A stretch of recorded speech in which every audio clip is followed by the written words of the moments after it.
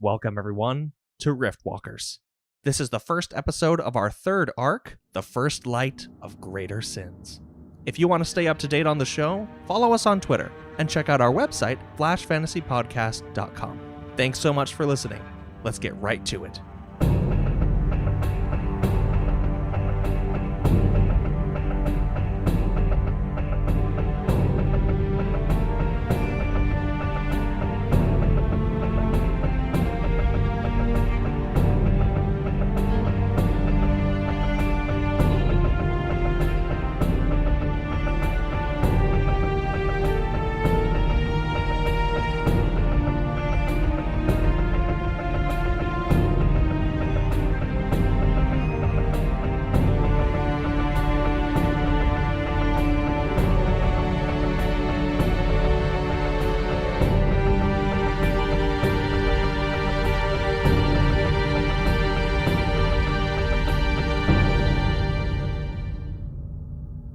Where we had left off, the party had traveled to Meerhold to gather information from prisoners held by Baron Huttle about how they could infiltrate Count Algir's upcoming ball. Upon their arrival, they were tasked by the Baron's steward Baldric to find out who was poisoning the Baron. Turns out, two people were.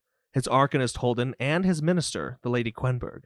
Luca, Reese, and Lyrian are in the grand hall of the Meerhold Keep with Baldric after Holden fled through a portal and the Baron succumbed to his illnesses.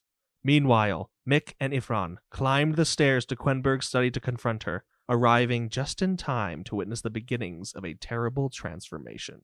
In Quenberg's study, right after she has stood up after Ifran has knocked her down, black blood streaming from her nose, you see her veins in her arms and her face and her neck begin to bulge and then fill with this thick fluid that starts to slowly seep from her pores, coalescing around her feet until it spreads around the room, almost in seconds, covering the entire floor, as bits and pieces of these black snake-like tendrils shoot upward, crisscrossing the room and impaling Quenberg. Mick and Ifran make dexterity saving throws to dodge these strange spikes.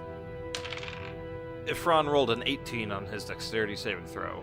And Mick rolls a 12. Mick is going to take a little bit of damage as one of these slices his arm. Just 4 points of damage.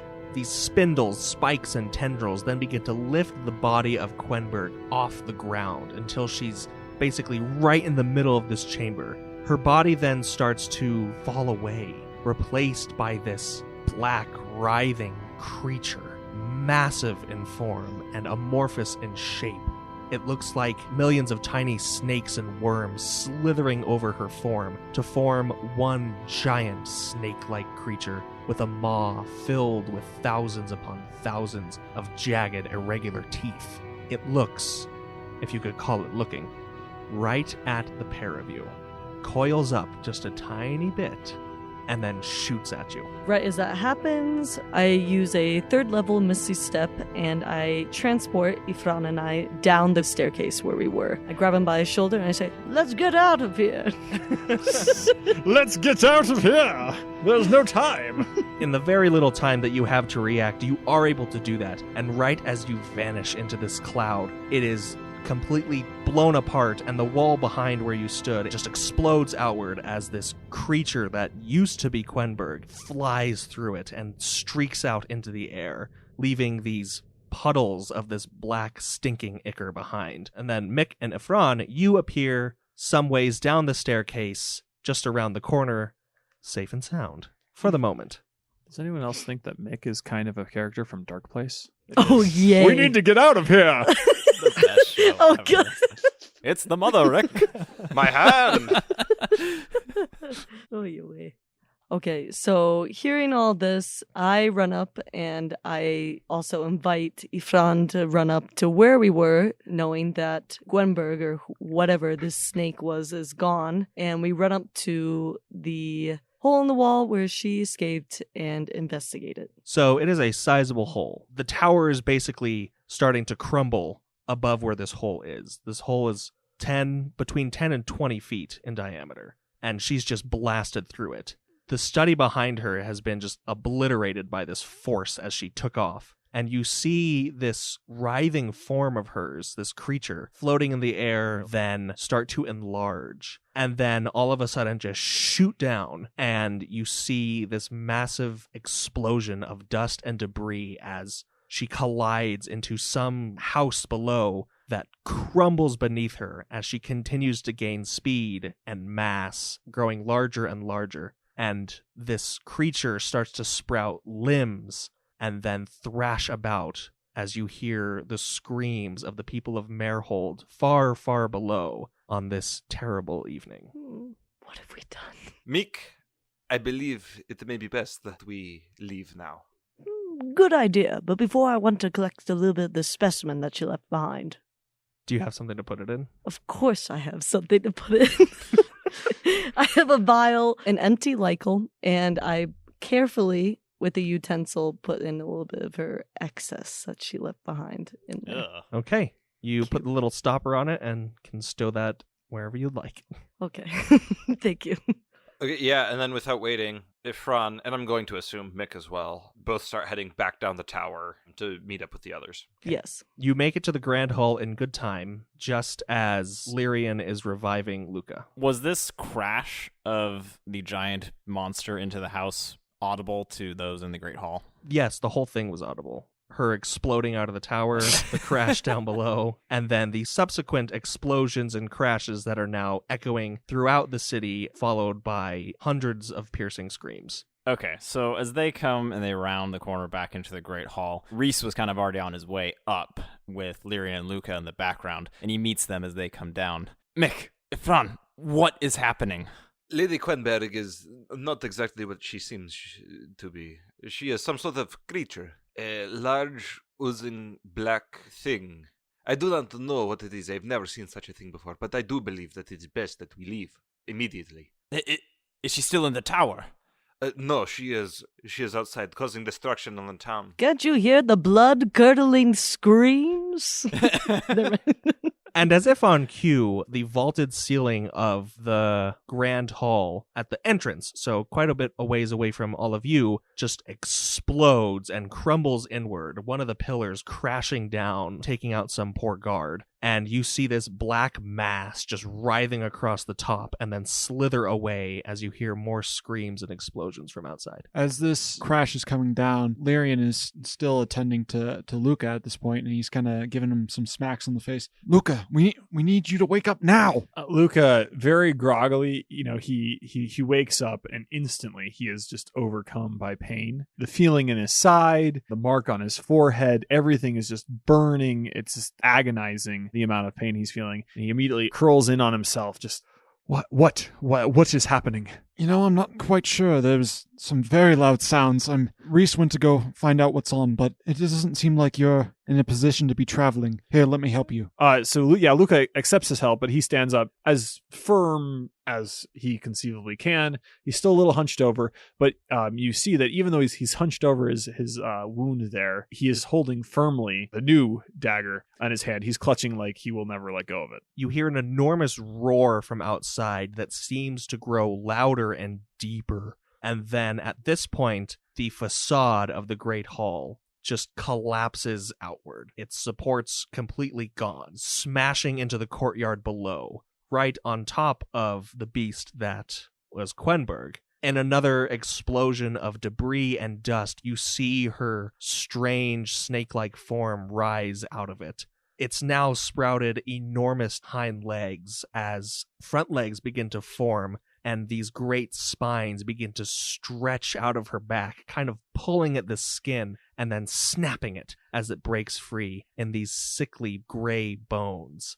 And then in another instant, from the maw of 1,000 teeth, there's another deep roar, and then she spews fire into the Great Hall. It doesn't reach all of you. It only gets about halfway, but it's this white flame silhouetted by black. It's unreal. Does she have the look of like a large lizard type thing now? Like what could she conceivably look like? A dragon of the Chinese variety sans wings? Now it looks more like she's taking the form of a dragon of the sort of Western standard. Cool. Sans wings. So it's a giant lizard. That breathes fire. All right, so now I'm assuming the party has kind of more clustered together. Luca and Lyrian have come a little closer. The three of Reese, Ifran, and Mick have gone towards them. Does the dagger that Luca has, does that kind of like itch to be stuck in great evil things? The mark on your forehead is burning intensely, like to a very painful degree, and the hilt of the dagger is also hot to the touch. Okay, Luca, upon seeing this thing, and I'm sure some of his compatriots who did not see the origin of aforementioned thing, he looks at it and he just, what is that? And now Reese addressing the group, I don't know, but we need to get out of here. And he kind of motions towards a side hallway that he hopes will lead to an exit. Is Baldric, that one dude, is he still around? Yeah, he's he's completely in shock. He's still cradling the dead body of the Baron. Okay. Baldric, please, come, you must come with us. We are leaving, now. He looks up at you and just like with a quivering moan, he just shakes his head. He's like, no. I smack him across the face. Baldric, we do not have time for this. Giant footsteps crash down behind you as Quenberg, the pseudo-dragon type thing, takes her first step into the Grand Hall. And a second later, a bit on her shoulder just explodes, splattering a good part of the hall with this steaming hot blood. And you see a second writhing snake neck, again, just with gnashing teeth and a circular maw, start to take form. All right, Reese at this point is bellowing at them. We have to go now. And he kind of almost starts grabbing whoever he can, who he's next to, and heading towards this side hallway. I mean, Luca is moving that way. I believe he's being supported by Lyrian. So I will go as far as to say that Lyrian is also going that way. Yes. If Baldric here is, like, not giving any sort of a response, Ifran, he lets go of him, and he starts running out the side. Mick does the same. I guess at the same time, he tries to talk to Baldric and say, good gracious, son, there's nothing for you here. Come, join us, as he's fleeing. And at that moment, a third explosion of blood and gore erupts from the other side of Quenberg's shoulder as a third head starts to take shape. One of them breathes these white flames into the sky, and then the other one looks right down at Baldric. And I think at this point, Mick's the only one that can still see this as the flames erupt from her jaw and engulf him completely and then start fanning out to the side hallways. Mick, roll a dexterity saving throw. Bumchucks. 17. So you are able to get far enough into the hallway as these flames dissipate. Was Baldric the only one that knew where the prisoners were that we were supposed to find? No, I believe some of you identified where a dungeon was at one point. But if not, if you find anyone in the castle, I'm sure they could point you in the right direction. And in fact, as you are making your exit, there are plenty of people scrambling to and fro. Some of them just trying to get the frick out of there, and others grabbing whatever they can. Like fight the dragon or the Hydra or like No. It's probably I stealing. think to run away. stealing or like the looting? I think. Oh yeah, running. looting. They're not. You said grabbing whatever they can. I'm like, oh, are these guys gonna have a heroic stand against the Hydra as we run away like a bunch of cowards? They're not grabbing weapons. They're grabbing gold and stuff. So presumably Reese is at the head of this charge. The first official looking person or person who looks like they have worked at the castle he finds, he grasps firmly by the shoulders and just asks to direct him towards the dungeons. And this man that you grab, who looks like some sort of attendant, one of the people that waited on the Baron, just says, "What is it that you want? We have to leave the castle immediately." We need to get to the dungeons. You don't, but we do. The dungeons? Why ever for? Answer the question, man. Continue on your way, and then there should be a staircase at the end of the third hallway to the right. There'll be guards. Well, I guess there won't be guards anymore. Very well. And he tries to break out of your grasp. Yeah, Reese lets him go. And then he starts charging towards the third hallway. Okay, let me roll a percentage dice. 65. So dust rains from the ceiling from these wooden banisters and stone archways as bits and pieces kind of start to crumble in on this hallway that you're standing in. Okay. Great. Have we arrived at the dungeon? Reese is charging towards the third hallway. Ifran follows immediately after him, heading towards the dungeon. Luca is following whomever is running. He has no idea what is going on. Like he can't have the mental acuity to focus. So he is just he's hanging on the Lyrian and is literally just following whatever Lyrian steps. Did you? Sorry, just so before we go, did you say that Baldric is dead from the fire? Yeah, you watched him be engulfed by flames. Holy crap! He's actually Okay. fireproof. He's a lizard Okay. himself.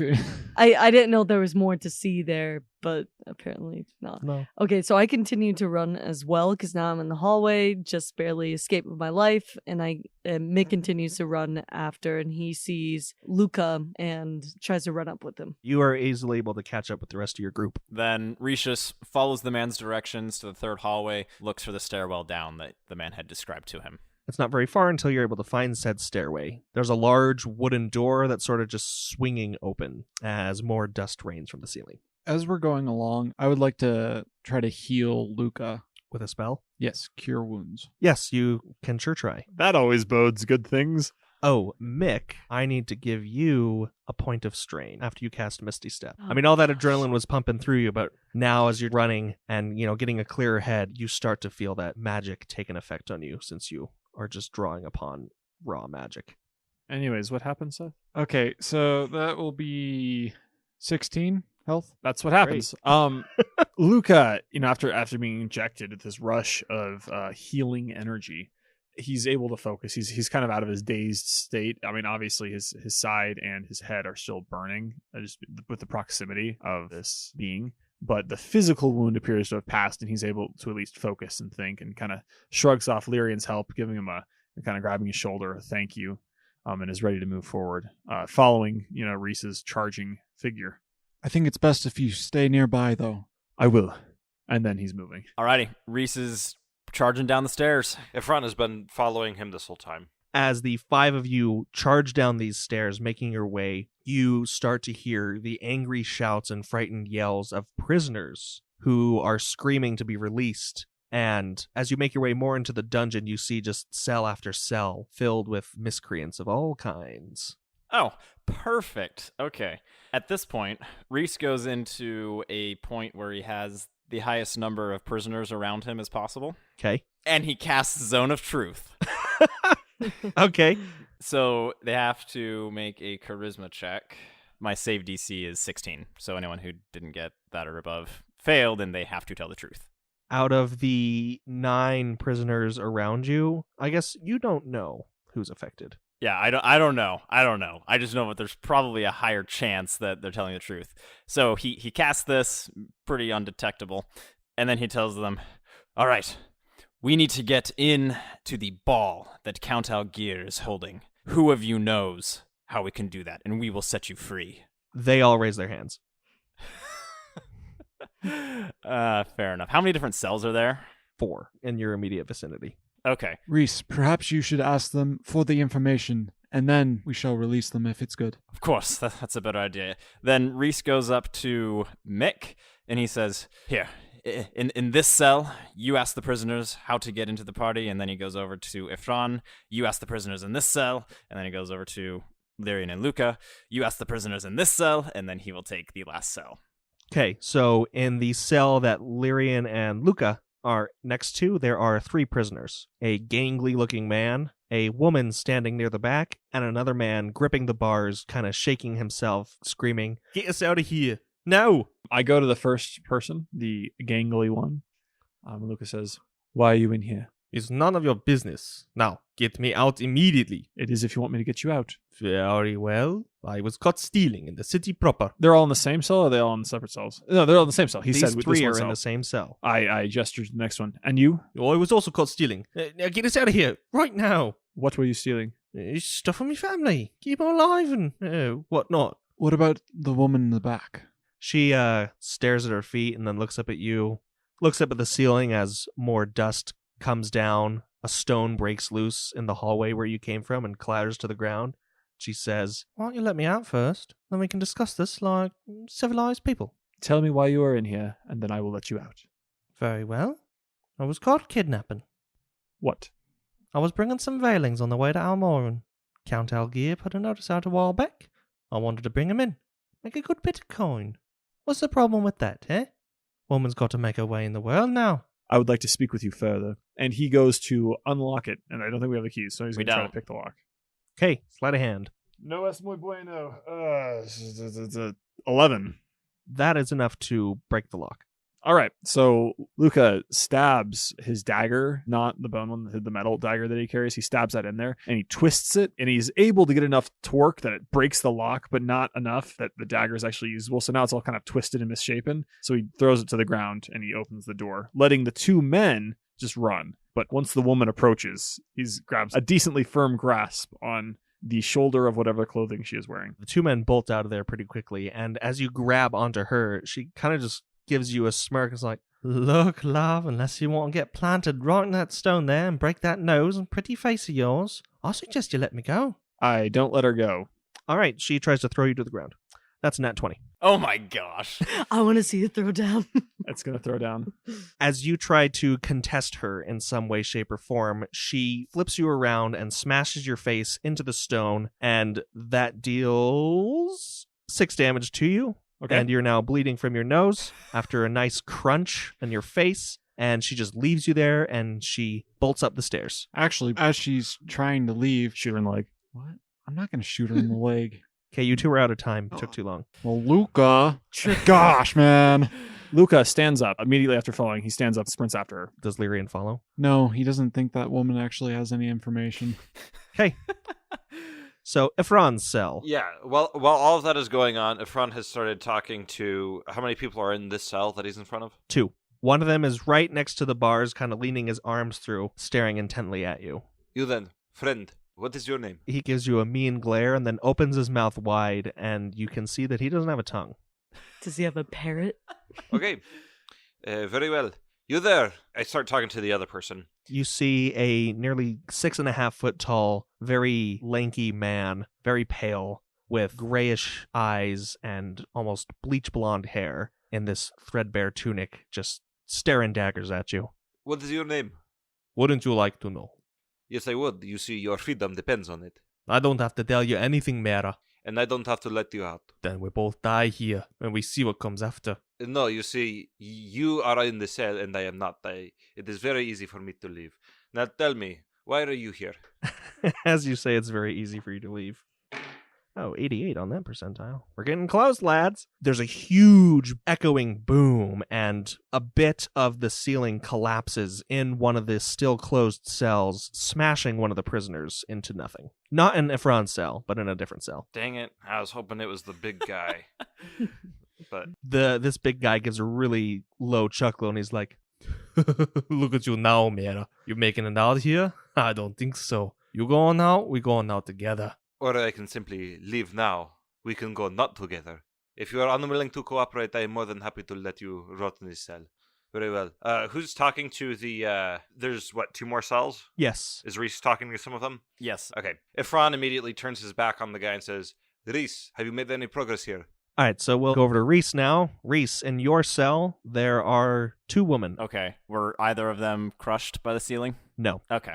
Cool. One of them has a similar appearance to the man that Ephron was talking to, and the other one looks more like Mick, so probably Talik. Okay, here we go. Here goes nothing. So, as Reese walked up to his cell, he took the mask off of his face, transforming it into his gleaming sword, and he just said, all right, listen, you're going to tell me why you're both in here. If you don't, I will unlock the cell, but I will deal justice upon you as it should be. The Talik-looking woman steps forward. I was put in here falsely. I was framed by my ex-husband. He took our children. He took everything from me and left me to die in the streets of Loan. Please. I was just trying to cross the border and build a new life. You would not do that to a poor woman, would you? And Reese just kind of ignores this for now, and he turns to the other woman. And you? So as Ephron and Reese are talking, These are all happening at Yeah. the same time. yeah, So, we're taking flashbacks of yes, a minute. Okay, So while this is happening, you're talking to your people. Okay, or rather, that's fine. Luca is. So who's talking to the person who gets clobbered I guess by... we'll get to that. Okay. All right. So she says, what is it you want, huh?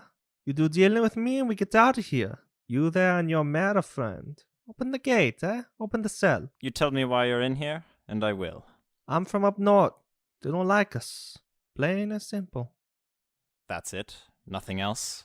Okay, so maybe I'll start a few fights or whatnot. What's the matter? And at this point, Reese attacks the lock on the gate to open it. Okay, roll for damage.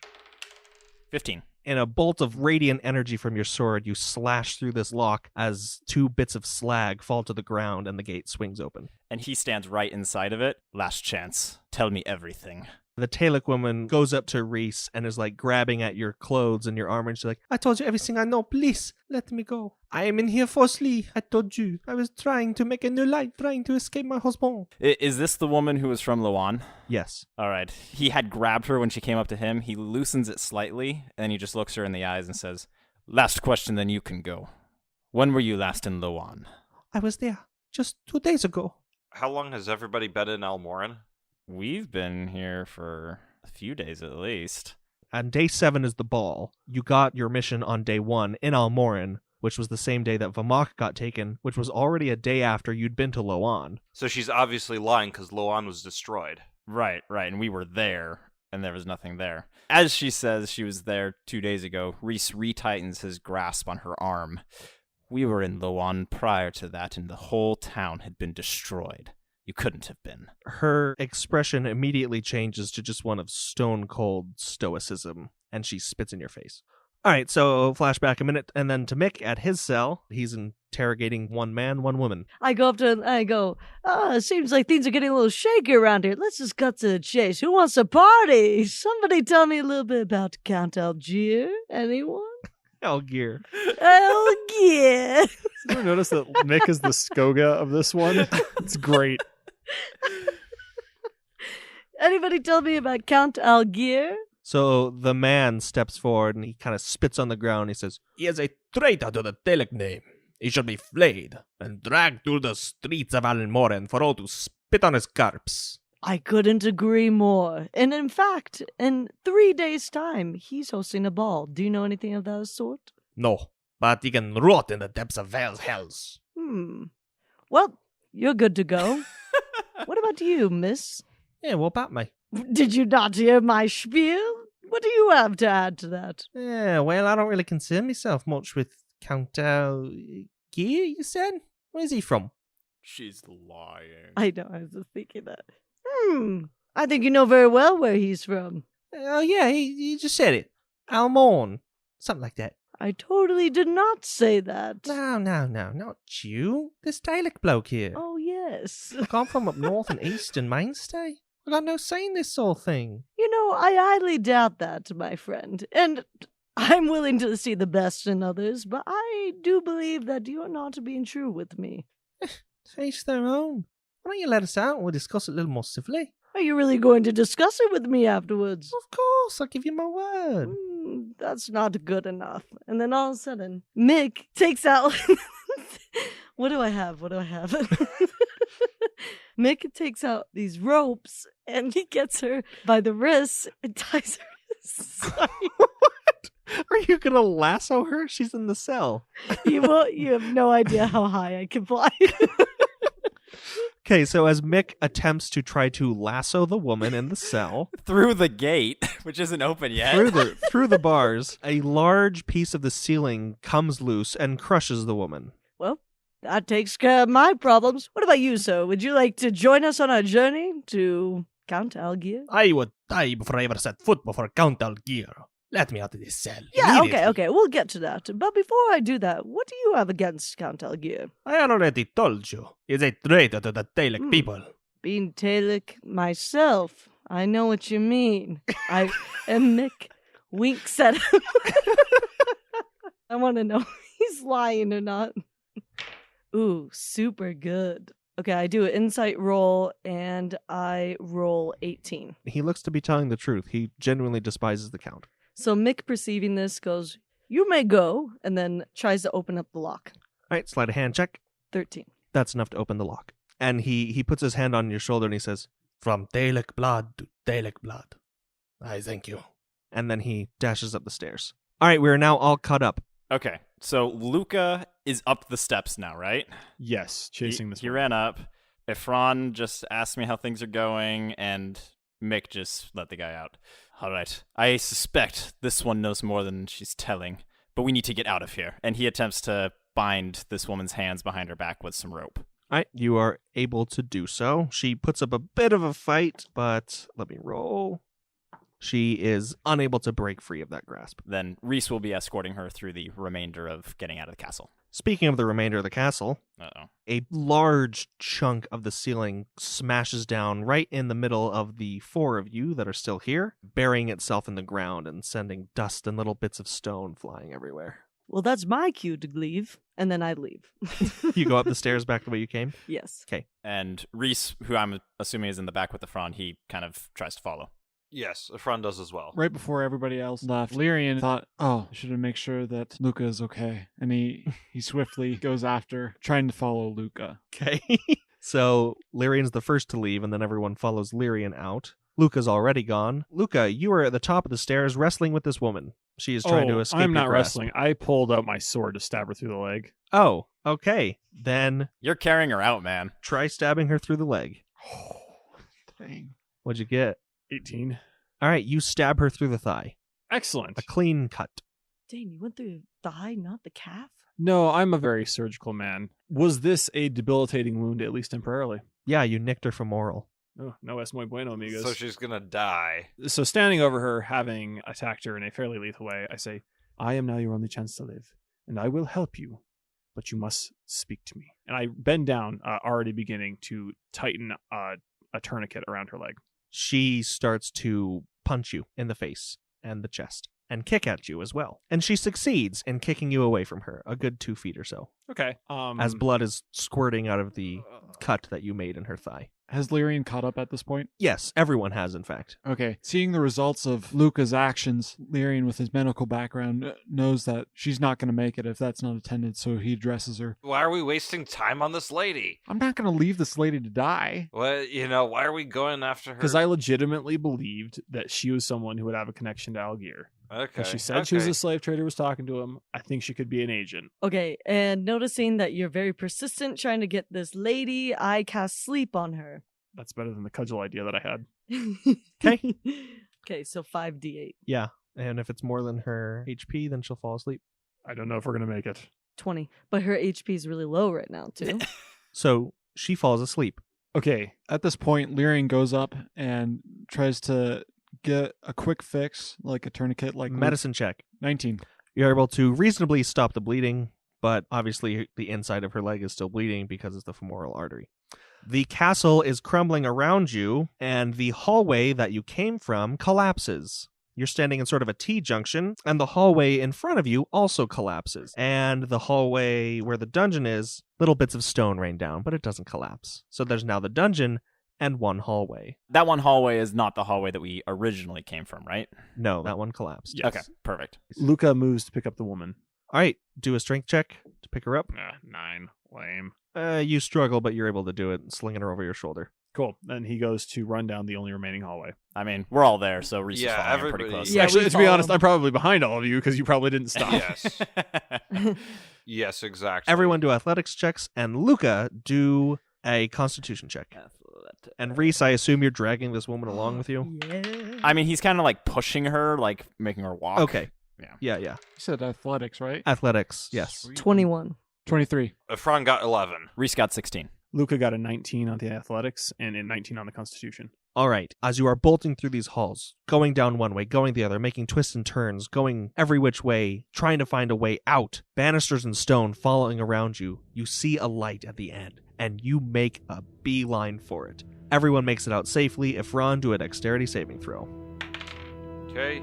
17. You leap to safety just as a huge beam of wood, followed by a barrage of stones, crashes down on the cobblestone pavement around you, and you're pulled to safety by your friends. All of you taking in deep breaths as you look up to the last vestiges of this day's light and the shadowy figure of Quenberg, the monster, flying away over the nearest mountains. The city of Meerhold around you, completely engulfed in flame.